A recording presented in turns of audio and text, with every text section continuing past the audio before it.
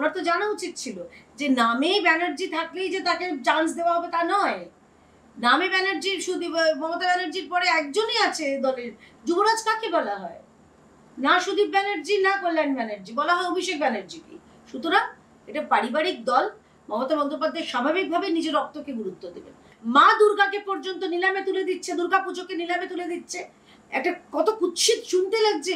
মমতা বন্দ্যোপাধ্যায় রাজ্যের মুখ্যমন্ত্রী, তিনি বলছেন ৮৫,০০০, ৯০,০০০, ৯৫,০০০ নিলাম ডাকছেন তিনি। তাই এই রাজ্যে গণতন্ত্র নেই, এই রাজ্যে শাসকের আইন চলে, আইনের শাসন চলে না। এটা আমরা বারবার বলছি। মমতা ব্যানার্জিকে এই ভুয়ো ভোটারের তালিকা থেকে, যে ভুতুড়ে ভোটার, যারা মারা গেছেন, মৃত ভোটার, যারা এই রাজ্যে থাকেন না, যারা ডবল ডবল জায়গায় আছে, তাদেরকে বার করতে হবে। মমতা ব্যানার্জি ডবল ডবল চাকরি রাজ্যে দিতে পারেননি, কিন্তু তিনি ডবল ডবল ভোটার তৈরি করেছেন। নমস্কার, আপনারা দেখছেন 24 আওয়ার্স টিভি। এই মুহূর্তে আমাদের সাথে রয়েছে বঙ্গ বিজেপির তরফ থেকে কেয়াদি। কথা বলে নেবো কেয়াদির সাথে। কেয়াদি, আমরা দেখতে পাচ্ছি কল্যাণ বন্দ্যোপাধ্যায় পদত্যাগ করলেন, তো এটা কি কোনো রকমের পারিবারিক রাজনীতি হয়ে যাচ্ছে যে অভিষেক বন্দ্যোপাধ্যায় হঠাৎ দলনেতা হলেন, সেখান থেকে পদত্যাগ কল্যাণ বন্দ্যোপাধ্যায়, কি বলবেন? এটা হঠাৎ করে কেন? আপনি চিন্তা করে দেখুন, গান্ধী পরিবার, নেহেরুর পরে ইন্দিরা গান্ধী, ইন্দিরা গান্ধীর পরে রাজীব গান্ধী, রাজীব গান্ধীর পরে সোনিয়া গান্ধী, সোনিয়া গান্ধীর পরে রাহুল গান্ধী, প্রিয়াঙ্কা বাড্রা, অর্থাৎ পুরো পারিবারিক। আপনি চলে আসুন তৃণমূলের যে মানে গর্ভ থেকে জন্ম নেওয়ার যে দল, অর্থাৎ কংগ্রেস থেকে গর্ভ নেওয়া যে দল, তৃণমূল কংগ্রেস, একই জিনিস। আপনি চিন্তা করুন এনসিপি, আপনি চিন্তা করুন যেটা শিবসেনা, উদ্ধব ঠাকরের দল, সবই এদের পারিবারিক দল। সমাজবাদী পার্টি, মুলায়ম সিং যাদব, তারপরে আমাদের আছে অখিলেশ যাদব আছেন, লালু প্রসাদ যাদবের পরে তার ছেলে, প্রথমে স্ত্রী, তারপরে তার ছেলে তেজস্বী। মানে এরা তো পারিবারিকই দল, এদের তো দলটাই হচ্ছে একটাই পোস্ট, বাকি সব ল্যাম্প পোস্ট। তো কল্যাণবাবু, আমি জানি না উনি এতদিন বাদে ওনার কেন গোসা হলো, অভিমান হলো। ওনার তো জানা উচিত ছিল যে নামে ব্যানার্জি থাকলেই যে তাকে চান্স দেওয়া হবে তা নয়। নামে ব্যানার্জির শুধু মমতা ব্যানার্জির পরে একজনই আছে দলের। যুবরাজ কাকে বলা হয়? না সুদীপ ব্যানার্জি, না কল্যাণ ব্যানার্জি, বলা হয় অভিষেক ব্যানার্জিকে। সুতরাং এটা পারিবারিক দল। মমতা বন্দ্যোপাধ্যায় স্বাভাবিকভাবে নিজের রক্তকে গুরুত্ব দেবেন, সেটাই দিয়েছেন। মানে সেক্ষেত্রে ভাইপো বলে কি চান্সটা দেওয়া হলো অভিষেক? অবশ্যই তাই। দেখুন, বিরোধী দলনেতা যিনি হন, মানে বিরোধী দলনেতা বলবো না, বিরোধী দলের নেতা যিনি হন, তার সংসদীয় রাজনীতিতে বিপুল অভিজ্ঞতা লাগে। কারণ শুধুমাত্র এটা তো গেলাম বা বললাম, এলাম, দেখলাম, জয় করলাম এর মতন তো ব্যাপার নয়, বা এখানে ওরকম ওই ফেরেববাজি ঢপবাজি চলে না। এখানে অত্যন্ত গুরুত্বপূর্ণ বিষয় আলোচনা হয়। মানে দেশের আইনসভা, যে দেশের আইনসভায় সারা দেশের আইন তৈরি হচ্ছে, বিল পাস হচ্ছে, কি নীতি হবে নির্ধারণ হচ্ছে, অর্থাৎ অত্যন্ত গুরুত্বপূর্ণ ব্যাপার। আমাকে একটু উত্তর দিন তো, যে অভিষেক বন্দ্যোপাধ্যায়ের তার উপস্থিতি কতটা?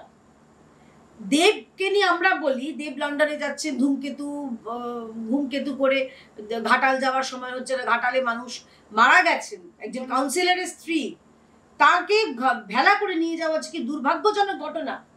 আর সে অভিষেক বন্দ্যোপাধ্যায় তো একই জিনিস।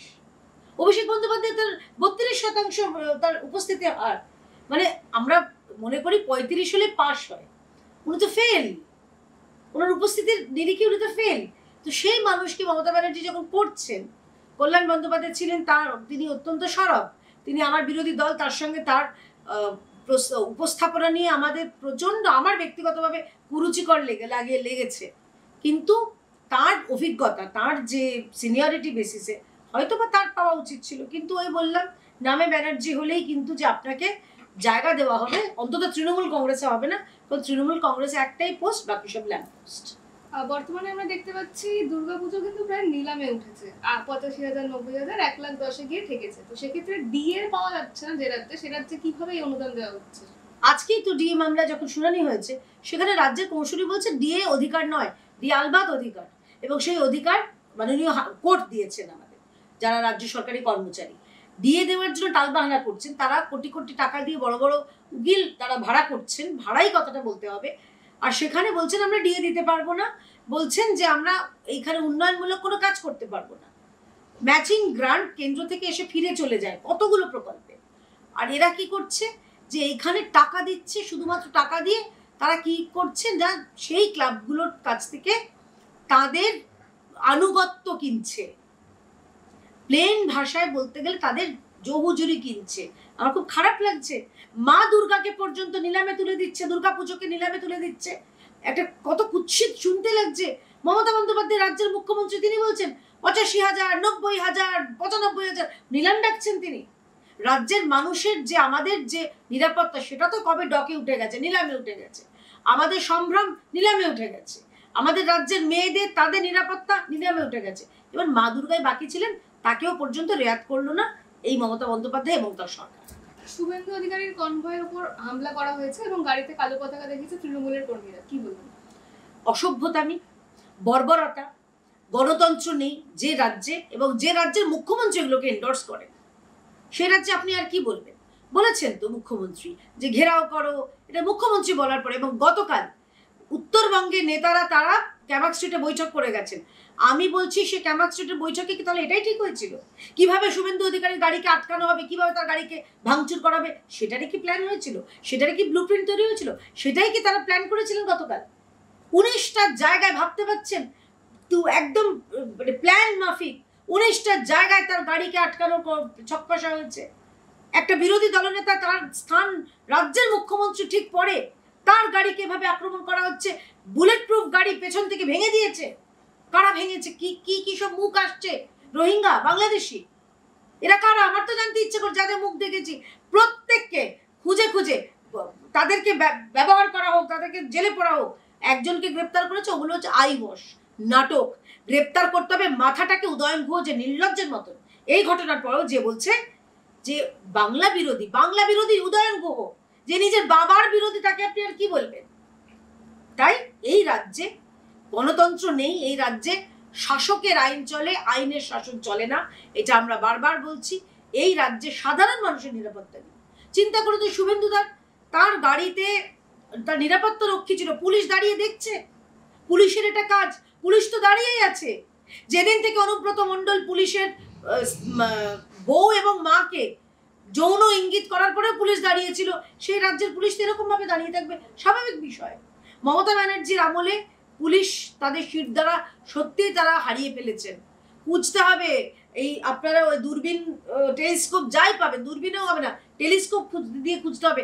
মহাকাশে চলে গেছে পশ্চিমবঙ্গে এখানকার পুলিশের শির দ্বারাটা, সেখান থেকে খুঁজে বার করে এনে তাহলে যদি অন্তত কিছুটা লাগিয়ে ওরা নিজেদের সম্ভ্রমটা বাঁচাতে পারে। আমার খুব খারাপ লাগছে এই রাজ্যে দাঁড়িয়ে বিরোধী দলনেতার কোনো রকম তার নিরাপত্তা নেই। প্রাণ নাশের হুমকি হয়েছে তার উপরে। এটা নিছক হামলা নয়। আর উদয়ন গুহ নির্লজ্জের মতো বলে যাচ্ছেন বাংলা বাঙালি। কিসের বাংলা বাঙালি? এই রাজ্যে বলুন কতগুলো পরিযায়ী শ্রমিক বাইরে গেছে? এই রাজ্যে বলুন কেন একের পর এক মেয়ে ধর্ষণ হচ্ছে? এই রাজ্যে বলুন কেন ঘাটাল ব্যবস্থা আপনারা করেননি? এই রাজ্যে বলুন যে কতগুলো জায়গায় একটা বাচ্চা 5 মাসের বাচ্চা পড়ে মারা গেল, সে বাঙালি নয়? আপনারা খালি বাংলা বাঙালির হুজুর এই জিগির তুলছেন। আপনারা রোহিঙ্গার বাংলাদেশিদের দিয়ে ভোট করাতে চাইছেন, তাদেরকে ভোটার তালিকায় ঢোকাতে চাইছেন। তো বাংলা বিরোধী হচ্ছে তৃণমূল সরকার, বাংলা বিরোধী হচ্ছেন মমতা বন্দ্যোপাধ্যায়। এটার পরে আর কোনো কথাই থাকতে পারে না। আমরা দেখেছি বিহারের সরকার কিন্তু কেন্দ্র সরকারের সাথে সাথ মিলিয়েছে, ওই ভোটার তালিকা বাদ গেছে। সেক্ষেত্রে কি মনে হয় কোনো রকম ভাবে বাংলায় যদি এটা হয়, বাংলা সাপোর্ট করবে, সরকার সাপোর্ট করবে? সব থেকে ইন্টারেস্টিং কি জানেন তো, 2002-3 সালে যখন এসআইআর হয়েছিল, তখন এই রাজ্যেরই 22 লক্ষ ভুয়ো ভোটার বাদ গিয়েছিল। সব থেকে বেশি সড়ক 2005-এ কে হয়েছিল জানেন? তার নাম মমতা ব্যানার্জি। চাইলে আমি ভিডিওটা আপনাদের পাঠিয়ে দেবো, আপনারা রান করেন আমার ইন্টারভিউর সঙ্গে সঙ্গে। এই মমতা ব্যানার্জি বলেছিলেন যে ভুয়ো ভোটার আছে, ভুয়ো ভোটার বার করতে হবে। হঠাৎ বছর 20 বাদে তিনি পাল্টে খেয়ে গেছেন। উল্টে দেখুন পাল্টে গেছি, কারণ উনি ক্ষমতায় এসছেন। উনি জেনে গেছেন যে এই ভুয়ো ভোটাররাই আমার ভোট ব্যাংক। উনি জেনে গেছেন যে রোহিঙ্গার বাংলাদেশিদের ছাড়া আমি জিততে পারবো না। কারণ রাজ্যের যে সাধারণ মানুষ, তারা অন্তত মমতা ব্যানার্জিকে ভোট দেবে না, এবং তারা চান, তারা বলছে ছেড়ে দেওয়া কেঁদে বাঁচি। আর মানে কি বলবো, ওই বলে না যে ওই ঝেঁটিয়ে বিদায় করা, হ্যাঁ, মার ঝাড়ু মেরে ঝেঁটিয়ে বিদায় কর। রাজ্যের মানুষের মনে এটাই। তাই উনি পাড়ায় সমাধান করুন, দুয়ারে পাঠান, যেখানে ইচ্ছা পাঠান, কোনোটাতে কিচ্ছু হবে না। মমতা ব্যানার্জিকে এই ভুয়ো ভোটারের তালিকা থেকে, যে ভুতুড়ে ভোটার, যারা মারা গেছেন, মৃত ভোটার, যারা এই রাজ্যে থাকেন না, যারা ডবল জায়গায় আছে, তাদেরকে বার করতে হবে। মমতা ব্যানার্জি ডবল চাকরি রাজ্যে দিতে পারেননি, কিন্তু তিনি ডবল ভোটার তৈরি করেছেন। কোনো ক্ষেত্রে কুণাল ঘোষ মন্তব্য করেছেন কালকে টুইটার পোস্টে যে যারা অনুদান নিচ্ছে না তারা আগের যে অনুদানগুলো নিয়েছে সেগুলো ফেরত দিন। তো উনি ঠিক করে দেবেন? ওনার টাকা নাকি? কুণাল ঘোষের টাকা, রাজ্যের টাকা, রাজ্যের মানুষের টাকা, আমার আপনার টাকা, উনি বলে দেবেন? ওনার কি বই লিখে টাকা, না ওনার দলের সুপ্রিমোর এপাং অপাং ঝপাং কবিতা লিখে টাকা? উনি কে বলে দেবেন? এটা রাজ্যের মানুষের টাকা। প্রথম কথা, রাজ্যের মানুষের টাকা দিয়ে, সরকারি টাকা দিয়ে দান ধর্ম হয় না। তার আগে তিনি ইগোর জন্য, শুধুমাত্র ওনাকে ঢুকতে দেওয়া হয়নি বলে জগন্নাথ কালচারাল সেন্টার বানিয়েছেন, সেখানে উনি ধাম ফাম অনেক কিছু করেছেন। আর এখানে আমরা কি দেখছি, যে অনুদান দিয়ে উনি আনুগত্য কিনতে চাইছেন। ওনার ছবি থাকবে, হাসি মুখের একটা ছবি থাকবে, সেই ছবি দিয়ে উনি রাজ্যের মানুষের আনুগত্য কিনতে চাইছেন, দেখাতে চাইছেন যে আমি আছি, বোন নাম এই বলে খ্যাত হোক, আমি তোমাদেরই লোক। উনি যেটা বুঝতে পারছেন না, মানুষ ওনাকে বলছেন, ওই যে এটা বললাম, মার ছাড়ু মার জেটিয়ে বিদায় কর, রাজ্যের মানুষ মনে মনে বলছেন ছেড়ে দে মা, কেঁদে বাঁচি, যা বাবা। কোনো আমরা দেখতে পাচ্ছি কোথাও বাড়ি ভেঙে পড়ছে, রাস্তার বেহাল দশা, জল জমে যাচ্ছে নানা জায়গায়, কি বলবেন এটা নিয়ে? আপনার উন্নয়নের জোয়ারে ভাসছে বাংলা। লন্ডন উন্নয়ন ভেনিস হয়ে গেছে ভাই। একটু লন্ডন থেকে আরেকটু এদিকে চলে এসছে, জায়গাটা লন্ডন হওয়ার কথা ছিল, ভেনিস হয়ে গেছে। লন্ডন থেকে একটু চলে গেছে, ভেনিস হয়ে গেছে। কিন্তু সব থেকে দুর্ভাগ্যক্রমে এই ভেনিসের জন্য 5 মাসের বাচ্চা মারা গেছে, খাট থেকে পড়ে তার মৃত্যু হয়েছে। এটা আমি কিছুদিন, আমি একজন মা, আমি রাজনীতি করি, রাজনীতির একজন কর্মী, সামান্য কর্মী, কিন্তু সবার উপরে আমি একজন মা। তো আমার এই মাতৃত্ব সত্তা আমাকে খুব বিচলিত করেছে। একটা বাচ্চা এইভাবে মারা গেছে। গতকাল আরেকটা বাচ্চা, 2.5 বছরের বাচ্চা, খেলতে খেলতে মাটির বাড়ির দেওয়াল ভেঙে পড়ে মারা গেছে। অভিষেক ব্যানার্জির আগে একবার বাঁকুড়াতে নিয়ে গেছিলেন না, সেই 3 জন এর বাবাকে। এগুলো সব নাটক। প্রধানমন্ত্রীর বাড়ি এরা পেতে দিচ্ছে না, এরা ওই খেলা মেলা মৎসবে টাকাগুলো ডাইভার্ট করছে, আর বলছেন বাংলার বাড়ি করবো। বাংলার বাড়ি যদি সত্যি হতো তাহলে গতকাল ওই 2.5 বছর বাচ্চাটাও মারা যেত না। তাই এইসব আইবস, এসব নাটক দেখিয়ে কোনো লাভ নেই।